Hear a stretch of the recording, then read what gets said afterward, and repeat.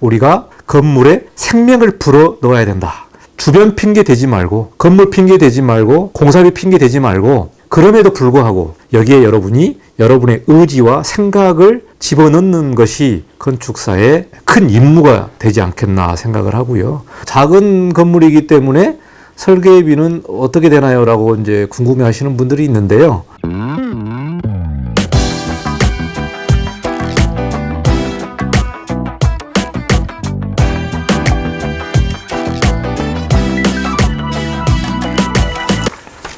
네, 안녕하세요. 이관영입니다. 제가 그동안 유튜브 영상을 쭉 만들면서 건축 실무와 법규 그리고 최근 개정된 내용들을 가지고 영상을 좀 올렸습니다. 제가 원래 이제 건축 설계를 하는 사람이기 때문에 사실 건축 설계 관련된 영상을 좀 올려야 되는데 이게 좀 현업에서 일을 하고 있고 또 시간을 또 만들기도 어려워서 그동안 그냥 작품을 소개하는 컷만 쭉 편집해서 올렸습니다. 오늘은 조금 편하게 건축 설계 관련된 내용을 좀 전달해 보려고 합니다. 우리가 건축 설계를 함에 있어서의 어떤 건축사의 생각, 철학, 그리고 건축을 바라보는 태도나 자세, 그리고 여러 가지 내용들이 있습니다만은 저희 이 유튜브는 보다 더 좀 실질적이면서 실무에 바로 활용할 수 있는 그러한 영상을 좀 포커스 맞춰서 작업을 해서 지금 올리고 있습니다. 오늘은 제가 이제 설계 관련된 작품을 한번 소개하면서 그 설계 관련된 내용을 좀 설명하는 그런 시간을 좀 가져보려고 하는데요. 제가 오늘 가져온 주제는 협소주택, 협소빌딩, 미니빌딩, 그리고 꼬마 빌딩, 꼬꼬마 빌딩, 초소형 빌딩. 그래서 굉장히 작은 건물에 대한 그러한 설계에 관련된 내용을 가지고 좀 이야기해 보도록 하겠습니다. 작은 빌딩이면 땅이 작고 건물이 작기 때문에 우리가 좀 작은 자본으로 어떤 건물을 지을 수 있는 그러한 부동산 상품이기도 하죠. 그런 면에서 여러 가지 좀 검토해야 될 내용들 그리고 제가 설계한 작품을 가지고 좀 설명하겠습니다. 먼저 이 정의에 대해서 한번 좀 얘기를 해 보겠습니다. 협소 빌딩, 초미니 빌딩, 꼬꼬마 빌딩. 이게 이제 정의를 보면 대략 대지 면적이 한 30평에서 40평 이하 되는 그런 건물들이죠. 제가 그동안 설계해 보면 사실 20평짜리 그 대지에 설계를 한 기억도 있고요. 그리고 30평, 40평 이하의 아주 작은 땅 위에 건축물을 설계한 경험이 있습니다. 대지 면적이 30평에서 40평이면 연면적이 대략 한 60평에서 80평 정도가 되고요. 이 건물에 대한 용도는 단독주택이나 다가구주택, 그리고 순수한 상가의 어떤 근린 상가, 그리고 또 상가와 주택이 결합되어 있는 상가주택, 이러한 용도로 지을 수가 있게 되겠습니다. 자, 이게 정의라고 보면은 본격적으로 이 건물들을 설계할 때 주의할 점이 뭔지를 한번 좀 고민해 봐야 될 것 같습니다. 우리가 설계를 할 때 이제 땅을 가지고 고민을 하죠. 땅 여건과 주변의 여건, 그리고 건축주가 이제 어떠한 용도로 지을 건지, 자기가 살 건지 아니면 순수한 부동산으로 개발을 해서 수익을 낼 건지 고민을 하게 되는데요. 설계자 입장에서는 이 작은 땅을 봤을 때 이 작은 땅에서의 최대한의 기능이라든가 또 면적이라든가 또 부동산에 관련된 수익이라든가 이런 부분들을 이제 다방면으로 고려를 하게끔 되어 있습니다. 그러다 보니까 작은 땅을 극대화하기 위해서는 어떠한 요소가 있을 건지 이게 이제 고민을 하게 되는 거고요. 이제 용도가 주택과 상가와 상가주택 이렇게 다양하게 나눠지는데요. 특별히 상가가 들어가는 경우에는 장사가 잘 되게 돼야 됩니다. 장사가. 건축사가 설계를 함에 있어서의 건축사의 생각을 너무 고집을 하다 보면 오히려 건축 본연의 기능, 그러니까 상가가 가지고 있는 본연의 기능, 상가는 장사가 잘 돼야 되잖아요. 그런 기능을 조금 미흡하게 할 수가 있어요. 그래서 이런 부분들은 용도를 어떻게 최대화할 건지 그것도 좀 고민해야 되고요. 작은 건물일 경우에 제가 이제 경험한 바로는 이삿짐은 어떻게 들어갈 거냐라는 고민을 하게 됩니다. 왜 그러냐면은 수직 동선이 굉장히 타이트하기 때문에 이삿짐이 들고 나올 때 어디를 통해서 들어가게 되는지 그런 실질적인 고민도 하게 되고요. 그리고 주차 부분입니다. 주차는 과연 실제로 주차가 가능한지. 그러니까 도면상으로는 아무런 문제가 없지만 실제로 주차를 했을 때 이게 회전 반경이라든가 들고 나오는 이게 가능할지 이거가 좀 고민이 되겠고요. 그래서 먼저 설계 시에 주의해야 될 게 이 법적 검토를 먼저 한번 얘기를 해보겠습니다. 또 법 얘기를 할 수밖에 없는 건데요. 사실 작은 땅일수록 너무나 타이트하기 때문에 실력 있는 건축사, 실력 있는 디자이너는 주어진 이 법적인 조건들을 준수하면서 최대한 디자인으로 풀어내는 것이 어떤 설계 능력이라고 봐야 될 것 같습니다. 그래서 이 작은 땅 같은 경우는 뭐 대로변에 있는 땅도 있겠습니다만은 작은 땅 같은 경우는 일반적으로 이렇게 골목 안에 있는 땅들이 대부분이었거든요. 그래서 일조권에 굉장히 민감하고요. 그리고 건축물을 지을 때 계단 폭, 계단에 대한 규정을 좀 살펴봐야 됩니다. 계단의 폭과 용도의 상관관계, 그리고 대지 안의 공지, 건축물의 용도에 따라서 그 인접대지라든가 건축선 이격거리를 좀 봐야 되고요. 이 조그만한 거리와 조그만한 크기가 작은 건물이기 때문에 상당히 영향이 있다는 겁니다. 그리고 우리가 법적으로 조금 검토해야 될 부분들이 뭐냐면 옆집하고 같이 지을 수 있는 맞벽 건축이라는 게 있습니다. 맞벽 건축에 대한 법을 적용을 하게 되면 일조권을 좀 면제받는 규정이 있거든요. 제가 이 부분은 다른 주택 관련된 내용을 가지고 한번 설명을 하도록 하겠습니다. 그리고 피난 통로, 피난 통로 규정은 건축물에서 대지 공지까지 나올 수 있는 그 통로이기 때문에 이 부분도 잘 살펴야 되고요.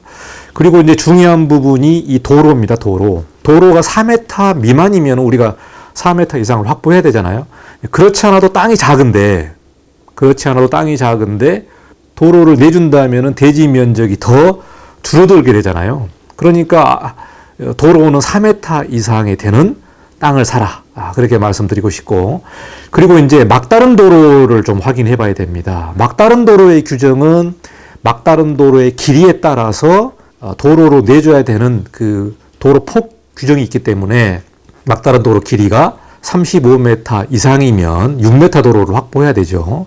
그러다 보니까 막다른 도로의 길이가 얼마나 되는지도 좀 살펴봐야 됩니다. 그리고 땅이 이제 두 개의 도로가 만나는 경우가 있죠. 두 개의 도로가 만나는 경우에는 모퉁이 땅이기 때문에 모퉁이에 대한 제척을 해줘야 됩니다. 그리고 이제 공간을 최대한 확보하기 위해서 다락방이 있죠. 다락방 같은 경우는 이제 서울시 같은 경우는 그 규정이 별도로 좀 마련되어 있습니다. 그래서 다락방 같은 경우는 이제 구청과 법적 검토를 조금 해봐야 될 것 같습니다. 이게 이제 우리가 설계를 시작하기 전에 법적 검토를 면밀히 해서 이 조건들을 어떻게 하면은 설계로 잘 활용할 것인지를 좀 염두해야 되기 때문에요.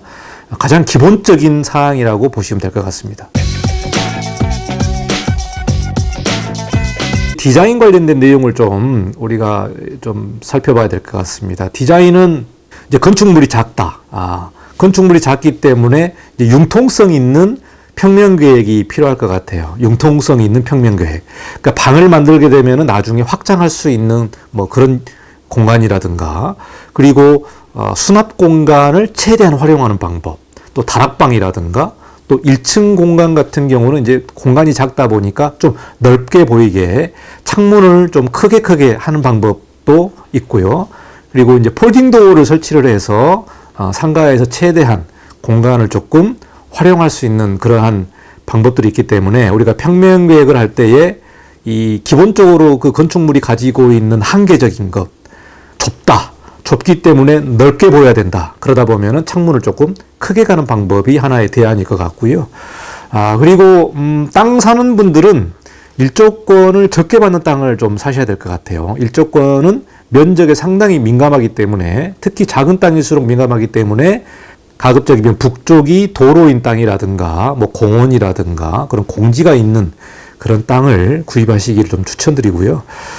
자, 그리고 설계자 입장에서 디자인을 할 때에 디자인을 너무 과하게 하는 경우가 있습니다. 저 역시 디자인을 좀 너무 과하게 해서 시공할 때 굉장히 어려운 측면이 있었기 때문에 너무 디자인을 좀 오버해가지고 디자인하는 일은 좀 자제하기를 좀 바라겠습니다. 이게 너무 작은 건물에서 공사하기도 힘든데 디자인을 너무 과하게 해놓으면 현장에서 굉장히 어려운 사정에 이제 직면하거든요. 그러다 보니까 좀 포인트는 줄 수 있지만 너무 과하게 디자인하지는 말자. 이런 내용이고요. 자, 그러면은 또 설계비 관련된 내용이 있어요. 작은 건물이기 때문에 설계비는 어떻게 되나요? 라고 이제 궁금해 하시는 분들이 있는데요.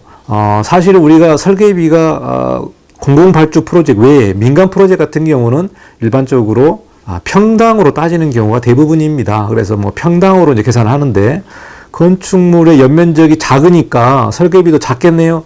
그렇게 볼 수도 있겠죠. 그렇지만 설계하는 사람 입장에서는 작은 건물이든 큰 건물이든 진행하는 프로젝트는 똑같고 프로세스는 똑같기 때문에 또 설계 기간도 짧아지는 게 아니고 오히려 더 고민해야 할 것들이 더 많다는 겁니다. 그러다 보니까 작은 프로젝트 같은 경우는 이 프로젝트 베이스로 설계비를 책정하는 경우가 좀 많습니다. 그래서 우리가 이제 기본 설계비라고 얘기를 하죠. 그래서 일정 면적 이하는 그 설계비를 꼭 받아야 된다. 뭐 그런 설계사무소별로 그런 나름의 룰이 있기 때문에 이 부분도 좀 확인을 하셔야 될 것 같습니다.